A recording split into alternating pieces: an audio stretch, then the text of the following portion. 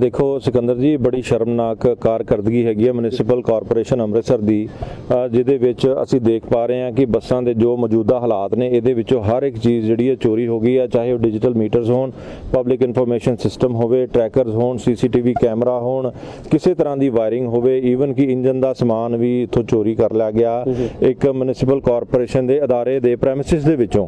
ਔਰ ਉਸ ਤੋਂ ਬਾਅਦ ਜੇ ਅਸੀਂ ਗੱਲ ਕਰੀਏ ਕਿ ਇਹ ਬੜਾ ਹੀ ਮਚ ਅਵੇਟਡ ਪ੍ਰੋਜੈਕਟ ਸੀਗਾ ਸਾਡੇ ਸ਼ਹਿਰ ਵਾਸੀਆਂ ਵਾਸਤੇ, ਜਿਹੜਾ ਅਸਲ ਦੇ ਵਿੱਚ 2007 ਦੇ ਵਿੱਚ ਆਉਣਾ ਸੀ, ਪਰ 7 ਸਾਲ ਦੀ ਲੰਬੀ ਉਡੀਕ ਤੋਂ ਬਾਅਦ ਇਹ 2014 ਦੇ ਵਿੱਚ ਆਇਆ 28 ਜਨਵਰੀ ਨੂੰ, ਜਿਹਦੀ ਕੀ ਕੀਮਤ ਉਦੋਂ 33.33 ਕਰੋੜ ਹੋਣੀ ਸੀ, ਪਰ ਸਟੇਟ ਗਵਰਨਮੈਂਟ ਵੱਲੋਂ ਇਹਦੀ ਪੇਮੈਂਟ ਨਾ ਕਰਨ ਤੇ ਡਿਲੇ ਕਰਨ ਤੇ ਇਹਦੀ ਕੀਮਤ 46 ਕਰੋੜ ਰੁਪਏ ਤੱਕ ਪਹੁੰਚ ਗਈ। ਔਰ ਇਹ Jawahar Lal national urban renewal mission ਦੇ ਤਹਿਤ ਇਹ ਬੱਸਾਂ ਜਿਹੜੀਆਂ ਚਲਾਈਆਂ ਗਈਆਂ ਸੀ। ਸੋ ਇਸ ਕਰਕੇ ਇਹ ਸਾਰੀ ਬੱਸਿਸ ਜਿਹੜੀਆਂ ਹੈਗੀਆਂ ਇਸ ਵੇਲੇ ਕੰਡਮ ਹਾਲਾਤ ਦੇ ਵਿੱਚ ਹੈਗੀਆਂ। ਔਰ ਸਟੇਟ ਦਾ ਹਿੱਸਾ ਇਹਦੇ ਵਿੱਚ 20% ਸੀ, म्यूनिसिपल कॉरपोरेशन ਦਾ 30% ਸੀ, ਔਰ ਨੇਸ਼ਨ ਦਾ ਸੈਂਟਰ ਗਵਰਨਮੈਂਟ ਦਾ ਇਹਦੇ ਵਿੱਚ 50% ਹਿੱਸਾ ਸੀ। ਪਰ ਇਸ ਵੇਲੇ ਇਹ ਅਸਾਸਾ, ਇਹ ਐਸਟ ਜਿਹੜਾ म्यूनिसिपल कॉरपोरेशन ਅੰਮ੍ਰਿਤਸਰ ਦੇ ਤਹਿਤ ਆਉਂਦਾ। ਔਰ ਇਸ ਨੂੰ ਕਿੱਡੀ ਇੱਕ ਸ਼ਰਮਨਾਕ ਗੱਲ ਹੈਗੀ ਆ ਕਿ ਜਿਹੜੇ ਸਾਡੇ ਅੰਮ੍ਰਿਤਸਰ ਸ਼ਹਿਰ ਵਿੱਚ ਗੁਰੂ ਨਗਰੀ ਵਿੱਚ ਲੱਖਾਂ ਸ਼ਰਧਾਲੂ ਡੇਲੀ ਆਉਂਦੇ ਨੇ, ਚਾਹੇ ਉਹ ਧਾਰਮਿਕ ਸਥਲਾਂ ਤੇ ਆਉਣ, ਚਾਹੇ ਬਾਰਡਰਸ ਦੀ ਰੀਟਰੀਟ ਸੈਰੇਮਨੀ ਨੂੰ ਵੇਖਣ ਵਾਸਤੇ ਆਉਣ। ਆਏ ਦਿਨ ਅਸੀਂ ਦੇਖਦੇ ਹਾਂ ਹਾਦਸੇ ਦਰਪੇਸ਼ ਆ ਰਹੇ ਆ, ਲੋਕਾਂ ਨੂੰ ਸੱਟਾਂ ਲੱਗ ਰਹੀਆਂ, ਇੰਜਰੀਜ਼ ਹੋ ਰਹੀਆਂ, ਲੁੱਟ ਖੋਹ ਹੁੰਦੀ ਹੈ, ਤੇ ਪਿਛਲੇ ਦਿਨ ਇੱਕ ਲੜਕੀ ਦੀ ਮੌਤ ਵੀ ਹੋ ਜਾਂਦੀ ਹੈ, ਜੋ ਸਾਡੇ ਸ਼ਹਿਰ ਦੇ ਲਾਅ ਐਂਡ ਆਰਡਰ ਦੀ ਸਥਿਤੀ ਉੱਤੇ ਕਾਲਾ ਧੱਬਾ ਬਣ ਕੇ ਸਾਹਮਣੇ ਆਉਂਦੀ ਹੈ। ਪਰ ਜੇ ਇਹੀ ਬੱਸਾਂ ਅੱਜ ਚੱਲਦੀਆਂ ਹੁੰਦੀਆਂ, ਸਰਵਾਈਵ ਕਰਦੀਆਂ, ਇਹਨਾਂ ਨੂੰ ਅਬਸੋਲੀਟ ਨਾ ਕੀਤਾ ਜਾਂਦਾ, ਲੋਕ ਸੇਫਟੀ ਸਿਕਿਉਰਿਟੀ ਨਾਲ ਆਪਣਾ ਸਫ਼ਰ ਕਰਦੇ, ਇਕੱਠ ਵਿੱਚ ਕਰਦੇ, ਪੋਲਿਊਸ਼ਨ ਦੇ ਵਿੱਚ ਘਾਟਾ ਹੁੰਦਾ, ਔਰ ਇਹ ਬੱਸਾਂ ਇੱਕ ਫਲੀਟ ਦੇ ਤੌਰ ਦੇ ਉੱਤੇ ਸ਼ਹਿਰ ਦੀ ਸ਼ਾਨੋ ਸ਼ੌਕਤ ਵਧਾਉਂਦੀਆਂ। ਪਰ ਜਿਹੜੇ ਮਾੜੇ ਰਾਜਨੀਤਿਕ ਲੀਡਰ, ਉਹਨਾਂ ਦੀ ਕਾਰਕਰਦਗੀ ਤੁਸੀਂ ਦੇਖ ਲਓ ਕਿ ਜਿਵੇਂ ਇਲੀਗਲ ਆਟੋਸ ਸ਼ਹਿਰ ਦੇ ਵਿੱਚ ਲਗਭਗ, ਜੇ ਅਸੀਂ ਕਹਿ ਸਕਦੇ ਹਾਂ ਜੀ, ਟੋਟਲ 30 ਤੋਂ 40 ਹਜ਼ਾਰ ਆਟੋ ਹੋਊਗਾ, ਤੇ ਮੋਰ ਦੈਨ 50% ਇਲੀਗਲ ਆਟੋ ਇੱਥੇ ਚੱਲ ਰਿਹਾ, ਜਿਹੜਾ ਕਿ ਪੋਲਿਊਸ਼ਨ ਦੇ ਵਿੱਚ ਵੀ ਵਾਧਾ ਕਰ ਰਿਹਾ। ਲੜਾਈ ਝਗੜੇ ਹੁੰਦੇ ਆ ਸੜਕਾਂ ਦੇ ਉੱਤੇ, ਟ੍ਰੈਫਿਕ ਕਿਓਸ ਕ੍ਰੀਏਟ ਹੁੰਦਾ, ਕੰਜੈਸ਼ਨ ਹੁੰਦੀ ਆ। ਮੈਂ ਆਟੋ ਯੂਨੀਅਨ ਦੇ ਖਿਲਾਫ ਤਾਂ ਨਹੀਂ, ਉਹ ਮਿਹਨਤਕਸ਼ ਲੋਕ ਨੇ, ਪਰ ਜਿਹੜਾ ਇਲੀਗਲ ਸਿਸਟਮ ਚੱਲ ਰਿਹਾ ਹੁੰਦਾ ਉਹਨੂੰ ਤੋੜਨਾ ਆਰਟੀਓ ਦੀ ਜ਼ਿੰਮੇਵਾਰੀ ਹੁੰਦੀ ਆ, ਡਿਪਟੀ ਕਮਿਸ਼ਨਰ ਦੀ ਹੁੰਦੀ ਆ, ਮੇਅਰ ਦੀ ਹੁੰਦੀ ਆ, म्यूनिसिपल कॉरपोरेशन कमिश्नर ਦੀ ਹੁੰਦੀ ਆ, ਔਰ ਡਿਪਟੀ ਕਮਿਸ਼ਨਰ ਦੀ ਹੁੰਦੀ ਆ। ਉਹਨਾਂ ਕਿਸੇ ਨੇ ਵੀ ਕੋਈ ਇਦਾਂ ਦਾ ਪਰਫਾਰਮ ਕਰਕੇ ਨਹੀਂ ਦਿਖਾਇਆ ਜਿਹਦੇ ਨਾਲ ਸ਼ਹਿਰ ਵਾਸੀਆਂ ਨੂੰ ਕਿਸੇ ਤਰ੍ਹਾਂ ਦਾ ਕੋਈ ਰਿਲੀਫ ਮਿਲਦਾ। ਅਲਟਰਾ ਮਾਡਰਨ ਫੈਸਿਲਿਟੀਜ਼ ਨਾਲ ਇਹ ਸੁਸੱਜਿਤ ਸੀਗੀਆਂ ਬੱਸਾਂ, ਹੁਣ ਹਾਲਾਤ ਕੀ ਹੋ ਗਏ? ਅੰਦਰੋਂ ਦਿਖਾ ਸਕਦੇ ਹੋ ਹਾਲਾਤ ਕੀ ਇਹਨਾਂ ਦੇ? ਜੀ ਬਿਲਕੁਲ। ਦੇਖੋ, ਇੱਕ ਗੱਲ ਹੁੰਦੀ ਨਾ, ਕਹਿੰਦੇ ਨਾ ਕਿ ਬਰਬਾਦੇ ਗੁਲਿस्तां करने को तो एक ही उल्लू काफ़ी था, हर शाख पे उल्लू बैठा है, अंजाम गुलिस्तां क्या होगा। ਇਹ ਉੱਲੂ ਨੀਮਾ ਜਿਹੜੇ ਸਾਡੇ ਸ਼ਹਿਰ ਦੇ ਕੁਝ ਲੀਡਰ, ਉਹਨਾਂ ਨੇ ਦੇਖੋ ਕੀ ਹਾਲਾਤ ਬਣਾ ਦਿੱਤੇ। ਇੱਕ ਪਬਲਿਕ ਟਰਾਂਸਪੋਰਟ ਦੇ ਤੁਸੀਂ ਦੇਖ ਸਕਦੇ ਹੋ ਕਿ ਸਾਰਾ ਸਿਸਟਮ ਵੱਡੇ ਲੈਵਲ ਦੇ ਉੱਤੇ ਇਹਦੇ ਵਿੱਚ ਚੋਰੀ ਹੋ ਗਈ ਹੈ, ਔਰ ਬੱਸਾਂ ਦੇ ਕੀ ਹਾਲਾਤ ਬਣੇ ਹੋਏ ਨੇ। ਮੀਟਰਸ ਜਿਹੜੇ ਆ, ਡਿਜੀਟਲ ਮੀਟਰਸ ਤੱਕ ਜੋ ਕੱਢ ਲਏ ਗਏ ਨੇ, ਇੰਜਨ ਈਵਨ ਫਿਲਟਰਸ ਤੱਕ ਕੱਢ ਲਏ ਗਏ ਆ, ਕੋਈ ਵਾਇਰਿੰਗ ਤੱਕ ਨਹੀਂ ਛੱਡੀ ਚੋਰਾਂ ਨੇ। ਸੋ ਇਸ ਕਰਕੇ ਕਿਸ ਤਰ੍ਹਾਂ ਇਸ ਸਿਸਟਮ ਨੂੰ ਬਰਬਾਦ ਕੀਤਾ ਗਿਆ, ਕਿਸ ਤਰ੍ਹਾਂ ਸਾਡੇ ਸ਼ਹਿਰ ਦੀ ਜਿਹੜੀ end to end public transport ਹੋਣੀ ਸੀ ਉਹਨੂੰ ਖਰਾਬ ਕੀਤਾ ਗਿਆ, ਇਹ ਸਾਰੀ ਗੱਲ ਦੇ ਲਈ ਮੌਜੂਦਾ ਮੇਅਰ ਵੀ ਮੈਂ ਸਮਝਦਾ ਕਿ ਇਸ ਗੱਲ ਦੇ ਜ਼ਿੰਮੇਵਾਰ ਹੈਗੇ ਆ, ਕਿਉਂਕਿ ਉਹਨਾਂ ਦਾ ਅਸਾਸਾ ਆ ਉਹਨਾਂ ਦੇ এনवायरमेंट ਦੇ ਵਿੱਚ ਚੋਰੀਆਂ ਹੋਣੀਆਂ, ਉਹਨਾਂ ਦੇ ਸਿਸਟਮ ਦੇ ਵਿੱਚ ਆਬਸੋਲੀਟ ਹੋਣਾ। ਜਦੋਂ ਸਰਕਾਰਾਂ ਬਦਲਦੀਆਂ ਤੇ ਉਹਨਾਂ ਨੇ ਇਹ ਰਾਜਨੀਤੀ ਦੇ ਤਹਿਤ ਕਿ ਇਹ ਪ੍ਰੋਜੈਕਟਸ ਬੰਦ ਹੋਣ, ਇਹ ਫੇਲ ਵੱਲ ਜਾਣ। ਸੋ ਇਸ ਕਰਕੇ ਉਹਨਾਂ ਨੇ ਇਦਾਂ ਦੀ ਕਾਰਕਰਦਗੀ ਦਿਖਾਈ। ਸਾਂਭ ਸੰਭਾਲ ਰੱਖਣਾ ਤਾਂ ਸਰਕਾਰਾਂ ਦੀ ਜ਼ਿੰਮੇਵਾਰੀ ਸੀਗੀ, ਕਾਰਪੋਰੇਸ਼ਨ ਦੀ ਜ਼ਿੰਮੇਵਾਰੀ ਸੀਗੀ, ਉਸ ਸਮੇਂ ਦੀ ਪੰਜਾਬ ਸਰਕਾਰ ਦੀ ਜ਼ਿੰਮੇਵਾਰੀ ਸੀਗੀ, ਕਿਉਂਕਿ ਤੁਸੀਂ ਦੱਸ ਰਹੇ ਹੋ ਵੀ 46 ਕਰੋੜ ਰੁਪਏ ਦਾ ਪ੍ਰੋਜੈਕਟ ਸੀਗਾ, ਔਰ ਲੋਕਾਂ ਦੀ ਗਾੜੀ ਕਮਾਈ, ਖੂਨ ਪਸੀਨੇ ਦੀ ਕਮਾਈ ਸੀਗੀ ਜਿਹੜੀ ਕਿ ਇਸ ਪ੍ਰੋਜੈਕਟ ਵਿੱਚ ਲੱਗੀ ਹੋਏਗੀ। ਬਿਲਕੁਲ ਤੁਹਾਡੀ ਗੱਲ ਬੜੀ ਵਾਜਬ ਹੈਗੀ ਆ ਕਿ ਜਿਹੜਾ ਸਟੇਟ ਐਕਸਚੇਕਰ ਹੁੰਦਾ ਉਹ ਲੋਕਾਂ ਦੇ ਖੂਨ ਪਸੀਨੇ ਦੀ ਮਿਹਨਤ ਦੀ ਕਮਾਈ ਦਾ ਹੁੰਦਾ। ਇਹ ਬੱਸਾਂ ਤੁਸੀਂ ਸਮਝ ਸਕਦੇ ਹੋ ਕਿ ਜਿਵੇਂ ਕਿਸੇ ਗਰੀਬ ਦੇ ਬੱਚੇ ਦੀ ਥਾਲੀ ਵਿੱਚੋਂ ਰੋਟੀ ਚੱਕਣਾ, ਇਦਾਂ ਦੀ ਮਾੜੀ ਕਾਰਕਰਦਗੀ ਇਹ ਸਿਸਟਮ ਦੇ ਵਿੱਚ ਹੈਗੀ। ਇਹ ਸਾਰੀ ਗੱਲ ਦੇ ਲਈ ਮੈਂ ਪ੍ਰੋਮੀਨੈਂਟਲੀ ਮੇਅਰ ਨੂੰ ਜ਼ਿੰਮੇਵਾਰ ਮੰਨਦਾ ਹਾਂ, ਕਿਉਂਕਿ ਉਹਨਾਂ ਦੇ ਵੇਲੇ ਹੀ ਸਭ ਤੋਂ ਜ਼ਿਆਦਾ ਸ਼ਹਿਰ ਦੇ ਵਿੱਚ ਇਲੀਗਲ ਐਨਕਰੋਚਮੈਂਟਸ ਹੋਈਆਂ, ਗ੍ਰੀਨ ਬੈਲਟਸ ਕਵਰੇਜ ਹੋਈਆਂ, ਲੋਕਾਂ ਨੇ ਕਬਜ਼ੇ ਕੀਤੇ, ਪੌਸ਼ ਏਰੀਆਜ਼ ਦੇ ਵਿੱਚ ਚਲੇ ਜਾਓ, ਐਂਡ ਟੂ ਐਂਡ ਟਰਾਂਸਪੋਰਟ ਦਾ ਖਾਤਮਾ ਉਹਨਾਂ ਨੇ ਕਰਕੇ ਰੱਖ ਦਿੱਤਾ, ਸਿਰਫ ਆਪਣੀਆਂ ਵੋਟਾਂ ਦੀ ਝਾਕ ਦੇ ਵਿੱਚ, ਸਿਰਫ ਤੇ ਸਿਰਫ ਆਪਣੇ ਆਪ ਨੂੰ ਕਿੱਦਾਂ ਸਰਵਾਈਵ ਕਰ। ਇੱਕ ਹੋਰ ਪ੍ਰੋਜੈਕਟ ਲਿਆਂਦਾ ਗਿਆ ਸੀਗਾ, ਅਕਾਲੀ ਭਾਜਪਾ ਸਰਕਾਰ ਸੀ ਉਦੋਂ, ਜਿਹੜਾ BRTS ਪ੍ਰੋਜੈਕਟ ਸੀਗਾ, ਕਿਆ ਸਮਝੋ ਉਸ ਨਾਲ ਇਹ ਪ੍ਰੋਜੈਕਟ ਜਿਹੜਾ ਅਲੱਗਾ? ਦੇਖੋ ਅਲੱਗਾ ਤੇ ਹੈਗਾ, ਪਰ ਜੇ ਕੋਈ ਦੋਨੋਂ ਪ੍ਰੋਜੈਕਟਸ ਜੇ ਫੇਲੀਅਰ ਵੱਲ ਜਾ ਰਹੇ ਆ ਤੇ ਉਹਨਾਂ ਨੂੰ ਸਮਝਣਾ ਚਾਹੀਦਾ ਸੀ ਕਿ ਜਿੱਥੇ BRTS ਦਾ ਪ੍ਰੋਜੈਕਟ ਨਹੀਂ ਚੱਲ ਰਿਹਾ, ਜਿੱਥੇ ਉਹਨਾਂ ਦੀ ਲੇਨ ਨਹੀਂ ਹੈਗੀ, ਉੱਥੇ ਇਹ BRTS ਨੂੰ ਜਿਹੜੀਆਂ ਸਿਟੀ ਬੱਸਿਸ ਆ ਉਹ ਦੇ ਦਿੰਦੇ, ਲੋਕ ਉਹ ਬੱਸ ਤੋਂ ਸਫ਼ਰ ਕਰਕੇ BRTS ਤੱਕ ਪਹੁੰਚਦੇ ਔਰ ਦੋਨਾਂ ਨੂੰ ਸਿਸਟਮ ਨੂੰ ਰਲਾ ਕੇ ਐਮਲਗਮੇਟ ਕਰਕੇ ਸੁਚਾਰੂ ਢੰਗ ਦੇ ਨਾਲ ਚਲਾਇਆ ਜਾਂਦਾ। ਜਾਂ ਫਿਰ ਜੇ ਇੰਨੇ ਕਾਬਲ ਨਹੀਂ ਹੈਗੇ, ਇੰਨੇ ਹੀ ਮਾੜੀ ਇਹਨਾਂ ਦੀ ਪਰਫਾਰਮੈਂਸ ਆ, ਇੰਨੇ ਹੀ ਨਲਾਇਕ ਨੇ, ਜਿਸ ਤਰ੍ਹਾਂ ਮੈਂ ਕਿਹਾ ਕਿ ਹਰ ਸ਼ਾਖ 'ਤੇ ਉੱਲੂ ਬੈਠਾ ਹੈ, ਜੇ ਇੰਨੇ ਹੀ ਉੱਲੂ ਸ਼ਹਿਰ 'ਚ ਬੈਠੇ ਨੇ ਤੇ ਫਿਰ ਉਹਨਾਂ ਨੂੰ ਇਹ ਸਿਸਟਮ ਨਹੀਂ ਸਮਝ ਜਾਂਦਾ, ਜਾਂ ਸਟੇਟ ਗਵਰਨਮੈਂਟ ਨੂੰ ਦੇ ਦਿੰਦੇ ਜਾਂ ਫਿਰ PRTC ਨੂੰ ਦੇ ਦਿੰਦੇ, ਕਿਤੇ ਲੋਕਾਂ ਦੇ ਹਿੱਤ ਵਾਸਤੇ ਜਾਂ ਲੋਕਾਂ ਦੇ ਕੰਮ ਵਾਸਤੇ ਇਸਤੇਮਾਲ ਦੇ ਵਿੱਚ ਯੂਟਿਲਾਈਜੇਸ਼ਨ ਇਹਨਾਂ ਚੀਜ਼ਾਂ ਦੀ ਹੋ ਜਾਂਦੀ। ਜਿਹੜੀ ਜਗ੍ਹਾ ਤੇ ਬੱਸਾਂ ਖਿਲਾਰੀਆਂ, ਇਹ ਬੱਸ ਜਗ੍ਹਾ ਸਰਕਾਰੀ ਕਾਰਪੋਰੇਸ਼ਨ ਦੀ ਜਗ੍ਹਾ? ਹਾਂਜੀ ਹਾਂਜੀ, ਮਿਊਨਿਸਪਲ ਕਾਰਪੋਰੇਸ਼ਨ ਦੀ ਜਗ੍ਹਾ। ਇੱਥੇ ਆਫਿਸ ਵੀ ਹੈਗਾ, ਉਹਨਾਂ ਦੇ ਕੋਈ ਸੰਬੰਧਿਤ ਰੈਲੇਵੈਂਟ ਆਫੀਸਰਸ ਵੀ ਇੱਥੇ ਬੈਠਦੇ ਆ, ਪਰ ਤੁਸੀਂ ਫਿਰ ਦੇਖ ਸਕਦੇ ਹੋ ਕਿ ਉਹਨਾਂ ਦੀ ਮੌਜੂਦਗੀ ਦੇ ਵਿੱਚ ਬੱਸਾਂ ਦਾ ਸਮਾਨ ਚੋਰੀ ਹੋ ਜਾਂਦਾ, ਬੱਸਾਂ ਗਲ ਜਾਂਦੀਆਂ ਨੇ, ਪੂਰੀ ਤਰ੍ਹਾਂ ਆਬਸਲੀਟ ਕਰ ਦਿੱਤੀਆਂ, ਕੋਈ ਵੀ ਚੀਜ਼, ਇੱਕ ਸਿੰਗਲ ਚੀਜ਼ ਵੀ ਇਹਨਾਂ ਨੇ ਨਹੀਂ ਛੱਡੀ। ਸੋ ਇਸ ਕਰਕੇ ਇਹ ਸਾਰੀ ਗੱਲ ਦੀ ਜਿਹੜੀ ਬਦਨਾਮੀ ਖੱਟਣੀ ਉਹ ਲੀਡਰਾਂ ਦੇ, ਦੇਖੋ ਇੱਥੋਂ ਦੇ ਮੈਂਬਰ ਪਾਰਲੀਮੈਂਟ ਵੀ ਇਸ ਗੱਲ ਲਈ ਜ਼ਿੰਮੇਵਾਰ ਹੈ, ਕਿਉਂਕਿ ਉਹਨਾਂ ਨੇ ਫਿਰ ਇਹੋ ਜਿਹੀ ਗੱਲ ਕੀ ਕੀਤੀ।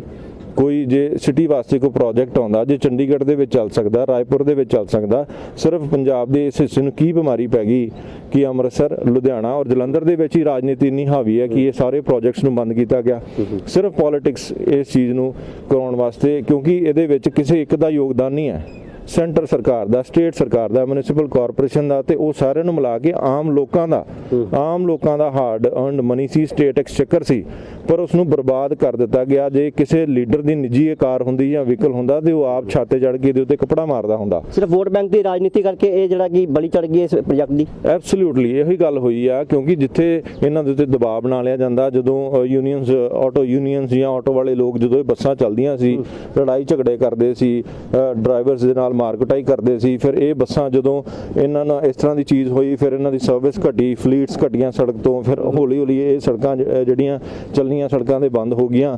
ਔਰ ਇਸ ਕੰਪਨੀ ਨੂੰ, ਜੋ Bilal and company Karnataka the company ਹੈਗੀ, ਉਹਨੂੰ ਲਗਭਗ 3 ਸਾਲਾਂ ਦੇ ਵਿੱਚ 2 ਕਰੋੜ ਰੁਪਏ ਦਾ ਵਿੱਤੀ ਘਾਟਾ ਪਿਆ, ਔਰ ਕਿਸੇ ਸਰਕਾਰ ਨੇ ਉਹਨਾਂ ਨੂੰ ਫਾਈਨੈਂਸ਼ੀਅਲ ਸਪੋਰਟ ਨਹੀਂ ਕੀਤੀ, ਕਿਸੇ ਨੇ ਇਦਾਂ ਦੀ ਕੋਈ ਐਫਰਟ ਨਹੀਂ ਕੀਤੀ ਕਿ ਇਹ ਸਿਟੀ ਸਰਵਿਸ ਬੱਸ ਨੂੰ ਜਿਹੜਾ ਉਹ ਚਲਾਇਆ ਜਾ ਸਕਦਾ, ਬਚਾਇਆ ਜਾ ਸਕਦਾ। ਸੋ ਇਸ ਗੱਲ ਲਈ ਸਰਾਸਰ ਮੈਂ ਸਮਝਦਾ ਕਿ ਕੰਜ਼ੈਕਟਿਵ ਡਿਪਟੀ ਕਮਿਸ਼ਨਰਸ, RTO ਇੱਕ ਲੌਬੀ ਬਣਾ ਲੈਂਦੇ ਆ, ਮੇਅਰ, ਮਿਊਨਿਸਪਲ ਕਾਰਪੋਰੇਸ਼ਨ ਅੰਮ੍ਰਿਤਸਰ ਔਰ ਜਿਹੜੀ ਪੂਰੀ ਕਾਰਪੋਰੇਸ਼ਨ ਆ, ਲੋਕਲ ਬਾਡੀ, ਮਿਨਿਸਟਰੀ ਤੋਂ ਲੈ ਕੇ ਕੋਈ ਵੀ, ਉਹਨਾਂ ਦੀ ਨਾਕਸ ਕਾਰਗਰਦਗੀ ਇੱਥੇ ਸਾਹਮਣੇ ਆਉਂਦੀ ਆ। ਇੱਕ ਠੱਗਾਂ ਦੀ ਟੋਲੀ ਇੱਕ ਲੌਬੀ ਬਣਾ ਲੈਂਦੀ ਆ, ਜਿਹਦੇ ਤਹਿਤ ਫਿਰ ਲੋਕਾਂ ਦੇ ਵਾਸਤੇ, ਲੋਕਾਂ ਦੇ ਹਿੱਤ ਲਈ ਜੋ ਪ੍ਰੋਜੈਕਟਸ ਲਿਆਂਦੇ ਜਾਂਦੇ ਉਹਨਾਂ ਨੂੰ ਖਤਮ ਕਰ ਦਿੱਤਾ ਜਾਂਦਾ। ਲੋਕਲ ਲੋਕ ਵੀ ਜੁੜੇ ਹੋਣਗੇ, ਰੋਜ਼ਗਾਰ ਵੀ ਮਿਲਿਆ ਹੋਏਗਾ, ਕੋਈ ਡਰਾਈਵਰ ਹੋਏਗਾ, ਕੋਈ ਕੰਡਕਟਰ ਹੋਏਗਾ, ਤੇ ਉਹਨਾਂ ਦਾ ਵੀ ਰੋਜ਼ਗਾਰ ਜਿਹੜਾ ਖੋਇਆ ਗਿਆ। ਬਿਲਕੁਲ ਜੀ, ਰੋਜ਼ਗਾਰ ਵੀ ਖੋਇਆ ਗਿਆ ਹੈਗਾ। ਅਸੀਂ ਉਹ ਦੇਖ ਹੀ ਰਹੇ ਹਾਂ ਕਿ ਇਸ ਦੇ ਵਿੱਚ ਤੁਸੀਂ ਦੇਖੋ ਕਿ ਸਰਵਿਸ ਸਟੇਸ਼ਨ ਵੀ ਪਿੱਛੇ ਬਣਿਆ, ਮਕੈਨਿਕਸ ਵੀ ਹੋਣਗੇ, ਇਹਨਾਂ ਨੂੰ ਸਾਫ਼ ਸਫਾਈ ਕਰਨ ਵਾਲੇ ਬੰਦੇ ਵੀ ਹੋਣਗੇ, ਕੰਡਕਟਰ ਵੀ ਹੋਊਗਾ, ਕੋਈ ਕੇਅਰ ਟੇਕਰ ਹੋਊਗਾ, ਕੋਈ ਡਰਾਈਵਰ ਹੋਊਗਾ, ਉਹ ਸਾਰਿਆਂ ਦਾ ਰੋਜ਼ਗਾਰ ਵੀ ਇਹਦੇ ਨਾਲ ਖੋਲਿਆ ਗਿਆ, ਸਿਰਫ ਇਸ ਕਰਕੇ ਕਿ ਕੁਝ ਇਲੀਗਲ ਵਹੀਕਲਸ ਜਿਹੜੇ ਰੋਡ ਦੇ ਉੱਤੇ ਚੱਲਦੇ ਆ, ਉਹ ਜੇ ਅਸੀਂ ਬੰਦ ਕਰਾਂਗੇ ਤਾਂ ਸਾਡਾ ਵਿਰੋਧ ਨਾ ਹੋ ਜਾਏ, ਗੁੱਡ ਬੁੱਕ 'ਚ ਉਹਨਾਂ ਦੀ ਰਹੀਏ, ਸਾਨੂੰ ਵੋਟਾਂ ਪੈਣਗੀਆਂ। ਸੋ ਇਸ ਕਰਕੇ ਇਹ ਸਾਰੀਆਂ ਗੱਲਾਂ ਕਰਕੇ ਇਹਨਾਂ ਲੋਕਾਂ ਲਈ, ਲੀਡਰਾਂ ਦੇ ਲਈ, ਆਮ ਲੋਕ, ਆਮ ਸ਼ਹਿਰੀ, ਸਾਡੇ ਅੰਮ੍ਰਿਤਸਰ ਸ਼ਹਿਰ ਦੇ, ਗੁਰੂ ਨਗਰੀ ਦੇ ਲੋਕ ਟੂਰਿਸਟ ਉਨੀ ਇੰਪੋਰਟੈਂਸ ਨਹੀਂ ਰੱਖਦੇ ਜਿੰਨੇ ਇਹਨਾਂ ਲੋਕਾਂ ਲਈ ਛੋਟੀਆਂ-ਮੋਟੀਆਂ ਜਿਹੜੇ ਵੋਟ ਬੈਂਕ ਹੈ ਉਹ ਰੱਖਦੇ ਆ। ਇਸੇ ਕਰਕੇ ਅੰਮ੍ਰਿਤਸਰ ਸ਼ਹਿਰ ਅੱਜ ਇੰਨੀ ਪਿੱਛੇ ਰਹਿ ਗਿਆ। ਤੁਸੀਂ ਆਪ ਦੇਖਿਆ ਹੋਊਗਾ ਕਿ ਕਿੰਨੀ ਮੁਸ਼ਕਿਲ ਦੇ ਨਾਲ, ਥੋੜੀ ਦੂਰੀ ਤੋਂ ਹੀ ਕਿੰਨੇ ਔਖੇ ਹੋ ਕੇ ਸਫ਼ਰ ਕਰਕੇ ਇੱਥੇ ਆਏ। ਸੋ ਇਸ ਕਰਕੇ ਸੜਕਾਂ ਦੇ ਉੱਤੇ ਆਮ ਤੌਰ ਤੇ ਝਗੜੇ ਦੇਖੇ ਜਾ ਰਹੇ ਆ, ਰੋਡਸ ਦੇ ਉੱਤੇ ਐਨਕਰੋਚਮੈਂਟਸ ਹੁੰਦੀਆਂ, ਸੜਕਾਂ ਛੋਟੀਆਂ ਕਰਤੀਆਂ, ਗ੍ਰੀਨ ਬੈਲਟਸ ਕੱਟ ਦਿੱਤੀਆਂ ਗਈਆਂ, BRTS ਪ੍ਰੋਜੈਕਟ ਵੀ ਬਣਿਆ ਤੇ ਲਗਭਗ 800-900 ਦੇ ਕਰੀਬ ਰੁੱਖ ਉੱਥੋਂ ਕੱਟੇ ਗਏ। ਅੱਛਾ, ਆਟੋ ਦੇ ਮੁਕਾਬਲੇ ਜੇ ਗੱਲ ਕਰ ਲਈਏ, ਇਹ ਬੱਸਾਂ ਜੇ ਚੱਲਦੀਆਂ ਹੁੰਦੀਆਂ ਨੇ, ਕਿੰਨੀ ਕਿ ਸੇਫ ਤੇ ਸਿਕਿਉਰ ਸੀਗੀਆਂ ਸੜਕਾਂ ਤੇ? ਦੇਖੋ, ਬਿਲਕੁਲ ਸੇਫਟੀ ਐਂਡ ਸਿਕਿਉਰਿਟੀ ਦੇ ਨਾਲ ਚੱਲਣੀਆਂ ਸੀ, ਕਿਉਂਕਿ ਐਕਸਪਰਟ ਡਰਾਈਵਰਸ ਹੋਣੇ ਸੀ, ਇਕੱਠ ਦੇ ਵਿੱਚ ਲੋਕਾਂ ਨੇ ਮੂਵ ਕਰਨਾ ਸੀ, ਦਰਵਾਜ਼ੇ ਦੇ ਬੰਦ ਹੋਣੇ ਸੀ, ਕੋਈ ਲੁੱਟ ਖੋਹ ਦਾ ਇਹਦੇ ਉੱਤੇ ਡਰ ਨਹੀਂ ਸੀ, ਕੋਈ ਐਕਸੀਡੈਂਟ ਦਾ ਡਰ ਨਹੀਂ ਸੀ, ਇੱਕ ਡੈਡੀਕੇਟਿਡ ਕੋਰੀਡੋਰ ਹੋਣਾ ਸੀ, ਅੱਛਾ ਰਸਤਾ ਹੋਣਾ ਸੀ, ਟ੍ਰੈਫਿਕ ਵੀ ਮੈਨੇਜ ਹੋਣੇ ਦਾ ਇਸੇ ਤਰੀਕੇ ਨਾਲ, ਟ੍ਰੈਫਿਕ ਮੈਨੇਜ ਹੋਣੀ ਸੀ, ਪੋਲੂਸ਼ਨ ਦੀ ਬਹੁਤ ਰੋਕਥਾਮ ਇਸ ਚੀਜ਼ ਦੇ ਨਾਲ ਹੋ ਜਾਣੀ ਸੀ, ਲੋਕਾਂ ਨੂੰ ਅਫੋਰਡੇਬਲ ਪ੍ਰਾਈਸਿਸ ਤੇ ਸਫ਼ਰ ਮਿਲਣਾ ਸੀ।